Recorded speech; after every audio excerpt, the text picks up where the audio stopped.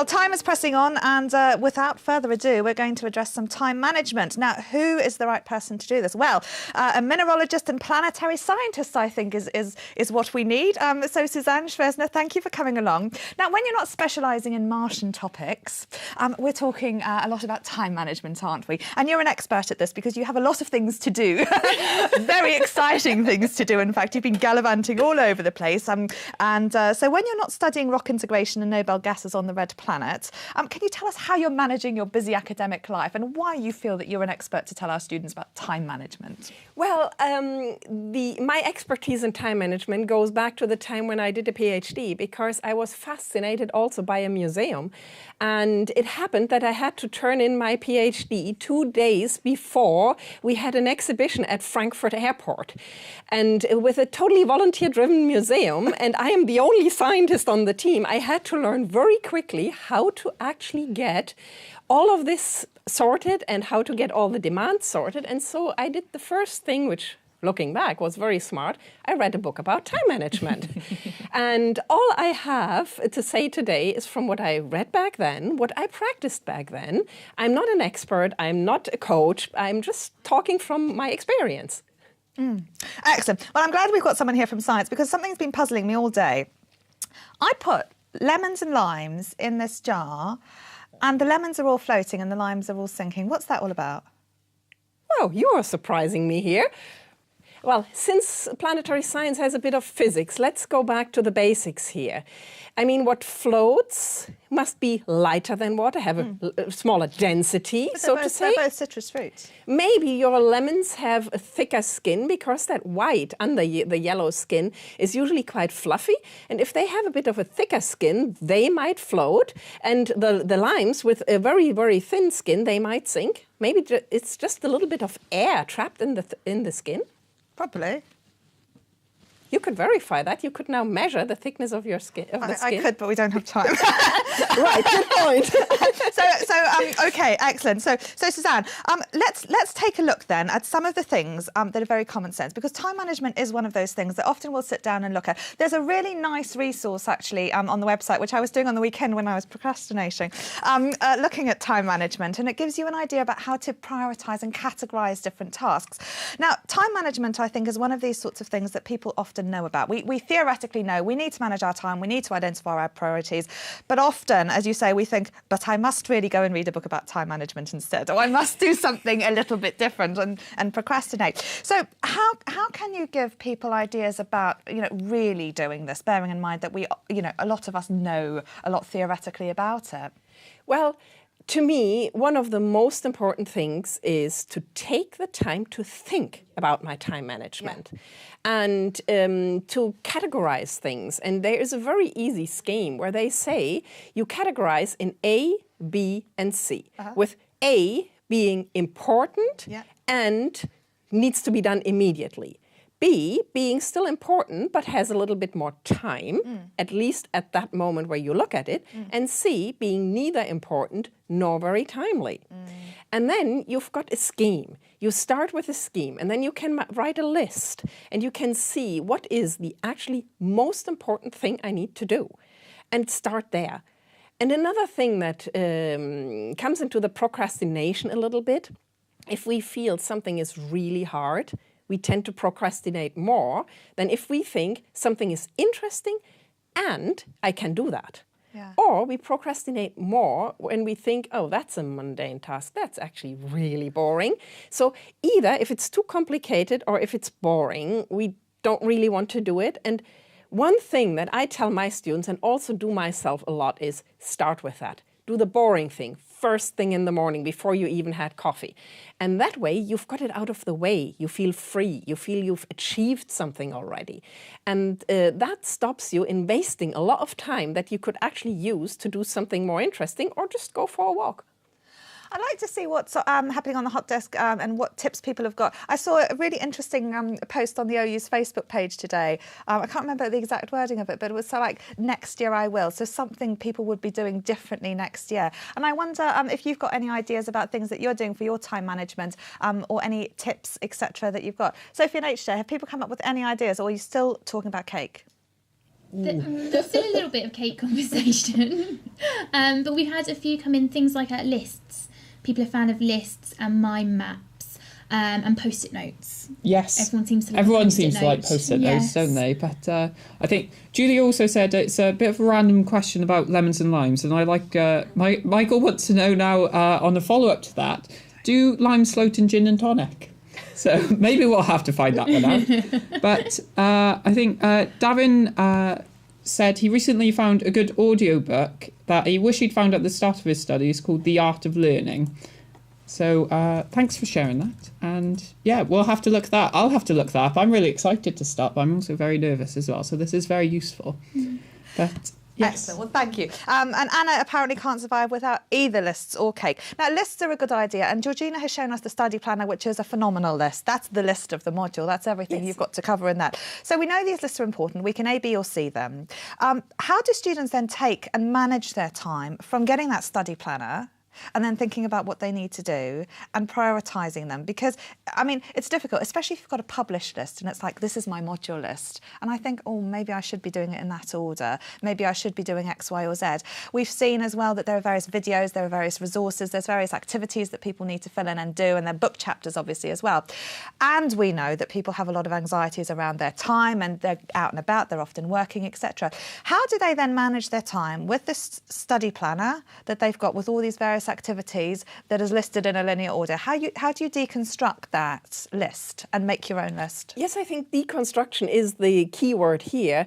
And we heard before that the lists are already broken down a little bit, but the lists need to be broken down even more, because every person is different, and someone might be very, very easy with the task of doing some of the math questions. Maybe I'm a scientist, but so I'm always thinking about the math first, but not so easy with reading a lot of text. And then you need to try to assign your own times, and a lot of that is experience. But there's also something else to that. If you plan for your time, you need to add a little bit of buffer. So if you think, I can read that text in 2 hours, then you have to think what else might happen in these 2 hours. First of all, is it a good idea to try to do it in one block? Maybe it is. Maybe that's the time span you can focus. Maybe your focus span is only an hour, so you need to plan for a break in between. But also, you need to think what else might happen. Do my kids come home from school? Do I have to have dinner in between because dinner time is in between and I can't read hungry? So it's a lot of individual planning of the exact day and of the exact task. And as a rule of thumb, because that sounds very complicated, what I do is, if I have a task, I think, okay, this will take me half an hour. Then I will ask myself the question, is everything in there in my control? So is my time, is the task, everything in my control? Yes, then I add just 10% for my own mind wandering. If it is not, because someone might actually come to my house or in my office, or I need a response from someone before I can move on and do the second part of that same task, then I add 20% of time to that half hour that I think it would take me. And that gives you these little chunks of time that you most of the time actually do need, but if you don't need them, well, then you can bake a cake. Well, yes, you could. You sound so very, very organised. Now, one thing I do know is that a lot of the time on these study planners, they'll say, oh, this will take so long. So this is a 1 hour activity. And a bit like the sat-nav, not that I ever speed, but a bit like the sat-nav, I think, oh, could I do it in a little bit less? What would you say about people adjusting and learning that, you know, their sort of times and how those might work within that study planner context? Well, first of all, is for those who are just starting out, they need to try and find out how long they need. And what I tell my students when they start is, why don't you, for the first week or so, sit down and then make a little table on a scrap paper and say, okay, they say it takes an hour.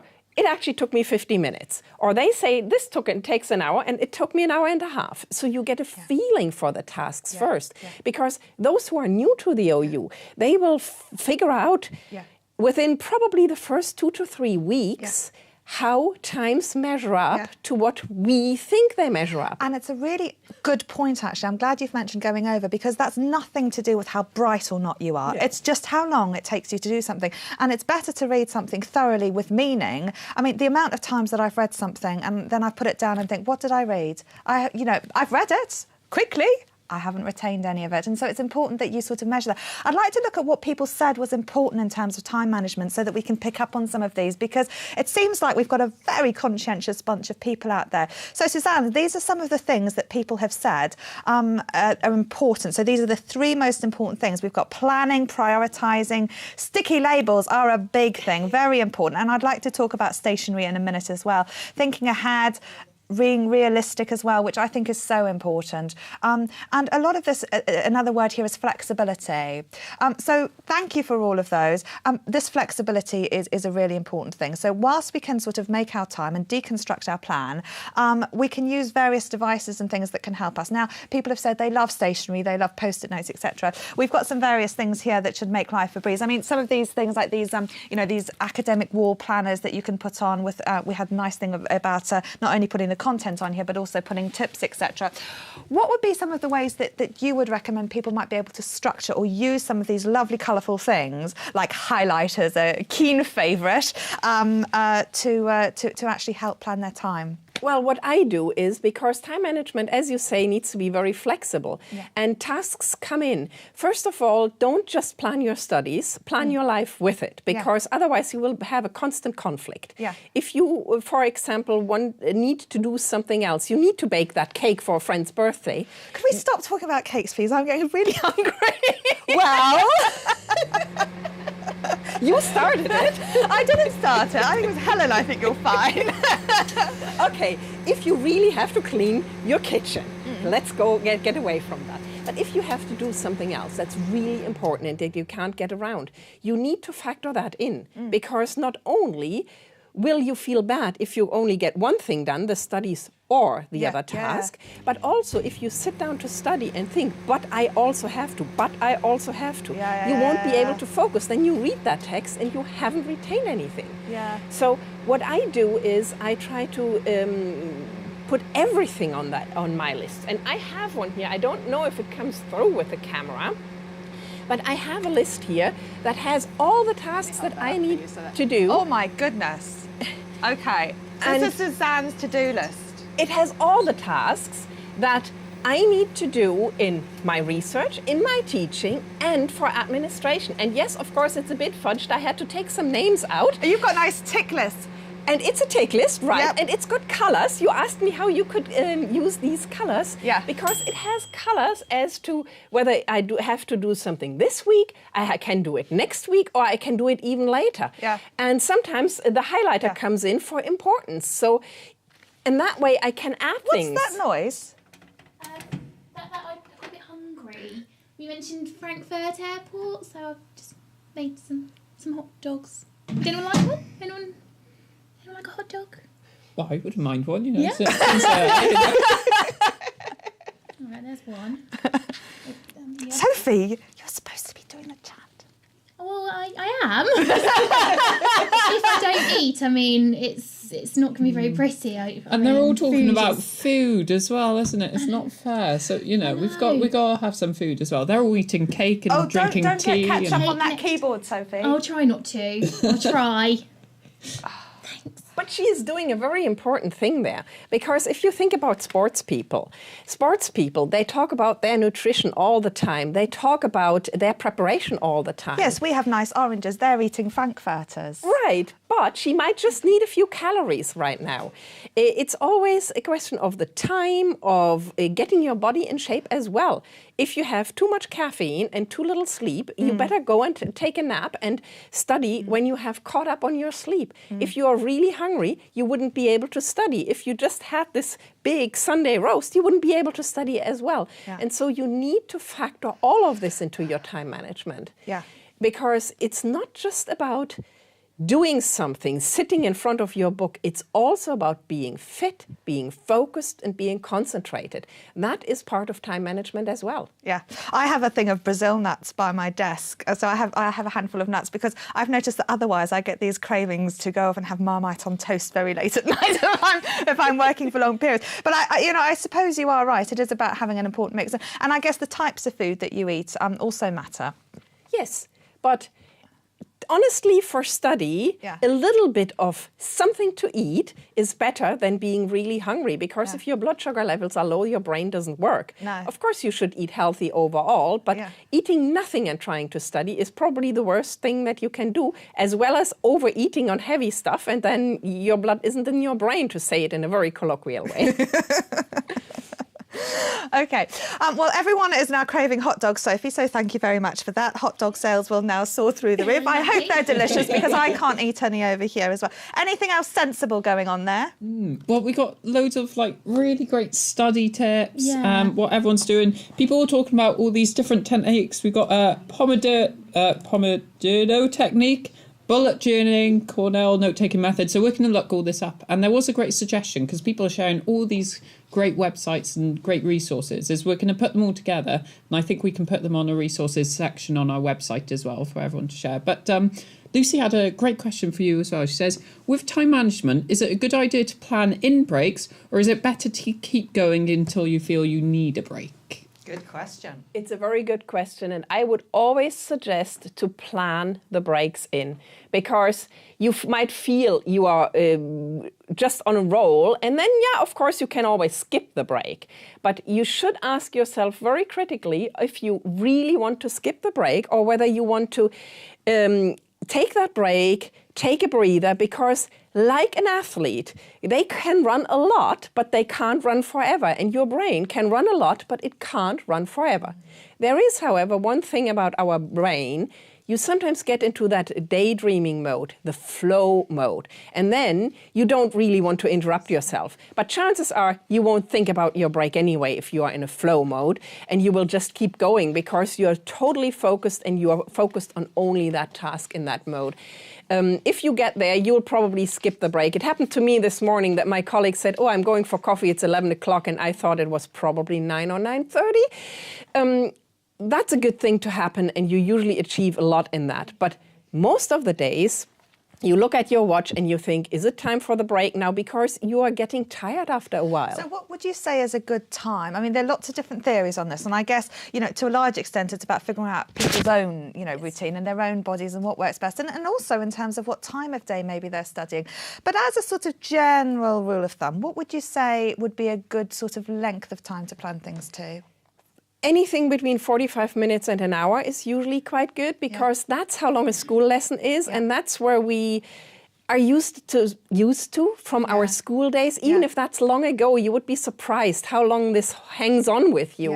And then you can go from there and you can experiment. Am I better if I do it a bit shorter? Am I better if I go for the full hour? But 45 minutes is a good place to start. Okay, brilliant. And we'll talk about that next in our session with Sharon Davies, where we're going to be looking at the times of day and the types of tasks you might be doing and how we can fit that in. The idea of running and having a break is really important. I mean, it's something I often do. I'll read something and then I'll say, I'll go for a quick run, and then I'll mull it over in my head and have that processing time. It's something I think that people don't often factor into time management, is that time to reflect and think, what have I actually learned and how much sense did I make of that? And it's something as well that when we start talking about critical thinking is really important, because it's one of those things that, you can know the material and it's all very sensible being written in a book, but until you actually think, well, what does that really mean? How does that really relate to this? Those sorts of times to think are difficult to time plan, aren't they? They are, on the one hand, difficult to time plan, but if you have a 10-minute time slot after your studies that's dedicated to reflecting, then you at least have a start. You've got time to do it, and you are not thinking, okay, I read until 3, then I jump up and I do something else. But if you say I read until 2:50, and then I take 10 minutes to just think, you at least give yourself the opportunity. Absolutely. Well, Leon and Lorella are so glad that they're here, and we're glad you're here too. They've apparently picked up loads, so I'm really, really pleased about that. Right. age-old problem to sort of spend our last few minutes on: procrastination and time wasting. Something I did whilst reading the time management resources on the website, rather ironically. But there are lots of different ways to procrastinate, and I can see Facebook and Twitter and Bake Off being large ones that people might get sidetracked in. And it's very easy, like you say, to completely lose track of time. Not that you were procrastinating, because I don't imagine you'd do that with your tick list, but say you were. So getting those sense of things is. Wasting time important? Is that an important part of the thing? And how do you stop it? What do you do about that? Bearing in mind it does happen, rather like eating considerable amounts of cake. It's to me, it's something that I sort of plan as well, because I know if Germany, I'm German, if Germany plays in a soccer game versus someone and I will probably be way too interested in watching that. And so I plan my breaks around things that I know I will be procrastinating on. Because there is no point in studying while I worry what the soccer scores are next door. On the other hand, it's also a question about thinking why you procrastinate. I mentioned that in the beginning. If you feel a task is too hard, you're much more likely to procrastinate. And then one thing is to break it down and to say, okay, before I look at Facebook next, I do just this little bit. 10 minutes of that little bit. And so you drag yourself in, because procrastination comes quite often when you are unsure about the task, when it feels too big. And whenever a task feels too big, go and break it down. You showed my tick list earlier, and my tick list has lots and lots of very, very, very little items. And that's because every of these items might take half an hour.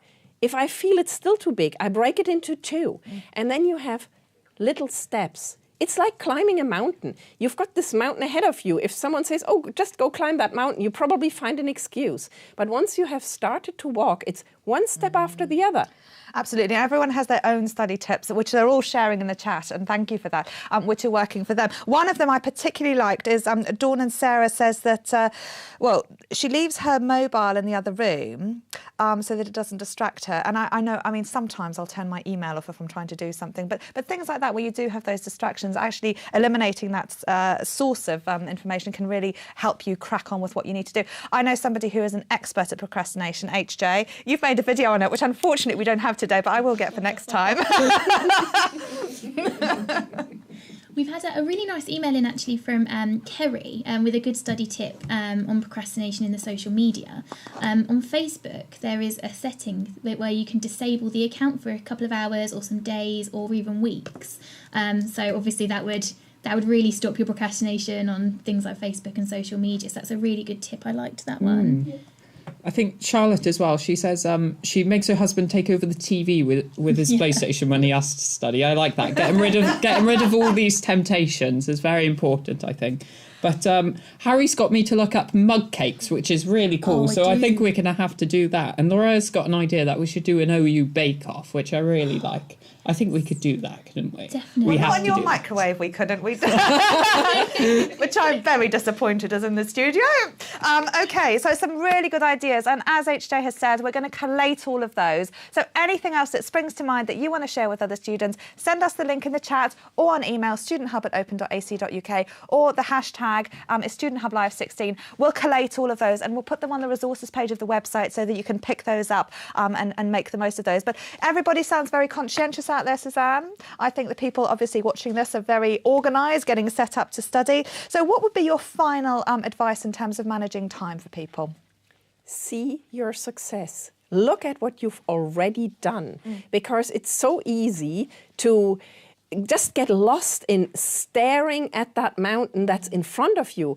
Turn around once in a while and see what have you achieved, what have you done, which boxes did you tick. You saw on my tick list there are little boxes that I can actually tick. And that gives you a sense of achievement and will help stop procrastination and get your motivation and also your focus up. Brilliant. Well, Suzanne, thank you so much for joining me today. It's your lunchtime now. Yes. So you don't mind? I actually brought a lunchbox here. Right. Yeah. I can take it. Well, no, I've got another guest coming on. Yes. So, I take it with me again. I'll have my lunch What's outside. in your lunchbox? I don't know so really. What did I pack this morning? I did this in a hurry. It's a very sweet lunchbox. I did this in a hurry. I can't believe you. Oh, look at that. A banana, A banana, an apple. an apple, and that's very, very important as well. Some sugar and energy to get me through the afternoon. Okay, Suzanne. Well, thank you very much. I must say, you're not only healthy, but incredibly organised. And thank you for all of your time management tips and for explaining that. It's always useful to have someone from science here. So, so thanks for that. And keep those tips up. Next in the studio is going to be Sharon Davis. And we're going to be talking about what to do first. But let me go back to Sophie and HJ. I hope your lunch is as healthy as Suzanne's was. Well, I don't know. I brought my lunchbox too, so I got a little tomato lunchbox. I think Sophie's got a more grown-up lunchbox than me, I though. do, I think it's a very actually. sensible one. But nice I really purple like my one. tomato lunchbox. Yeah. But what have I got in here today?